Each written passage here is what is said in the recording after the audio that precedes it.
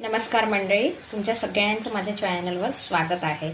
आज आपण अगदी सोप्या पद्धतीने शेवभाजी कशी बनवायची आहे ते बघणार आहोत। तर सर्वप्रथम मी काय करते आहे, तुम्ही पण असंच करायचं आहे, पूर्वतयारी करून घ्यायची आहे। एक कढई घ्यायची छानशी, त्याच्यामध्ये तेल तापवत ठेवायचं आहे। तेल छान गरम झालं की आपल्याला ग्रेव्हीच्यासाठी ज्या भाज्या लागणार आहेत त्या तेलामध्ये परतून घ्यायच्या आहे। आता भाज्या कुठल्या कुठल्या टाकायच्या आहे, कांदा, टोमॅटो, हिरवी मिरची, त्याच्यानंतर एक आल्याचा तुकडा टाकायचा आहे आणि त्यानंतर हिरवी मिरची टाकायची आहे आणि लसणाच्या पाकळ्या टाकायच्या आहे।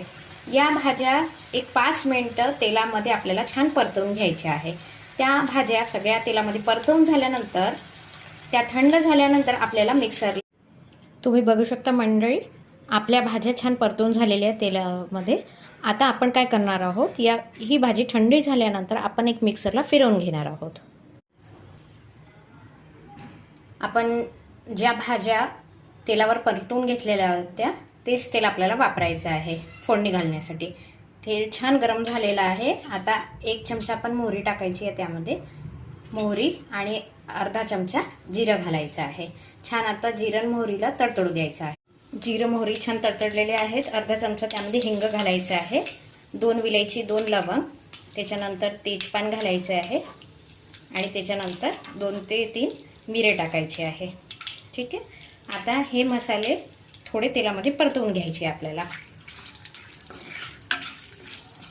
छान परतवून झालेले आहेत। आता यामध्ये आपण अर्धा चमचा हळद घालणार आहोत। आवडीनुसार तुम्ही तिखट टाकू शकता। मी 1.5 चमचा तिखट टाकते आहे।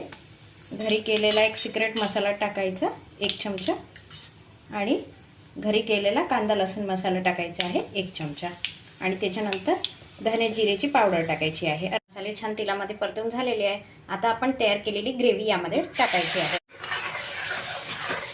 आधी छान ग्रेव्ही आपल्याला टाकल्यानंतर परतवून घ्यायची आहे। या मसाल्यांच्या सोबत मिक्स करून घ्यायची आहे।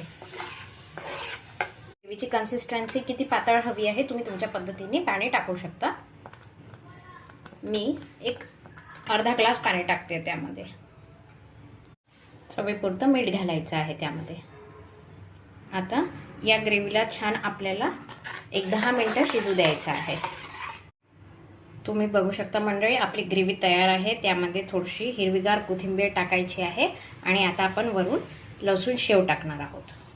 मंडळी तुम्ही बघू शकता आपली भाजी तयार आहे। आपण त्यामध्ये आता शेव घालणार आहोत। आपण शेव घातलेली आहे। आपली शेवभाजी तयार आहे। आजची भाजी कशी वाटली नक्की कमेंट सेक्शनमध्ये कळवा। माझ्या चॅनलवर नवीन असा सबस्क्राईब करा, लाईक करा, शेअर करा आणि असे छान छान रेसिपीज बघण्याच्यासाठी सबस्क्राईब करत चला। थँक्यू।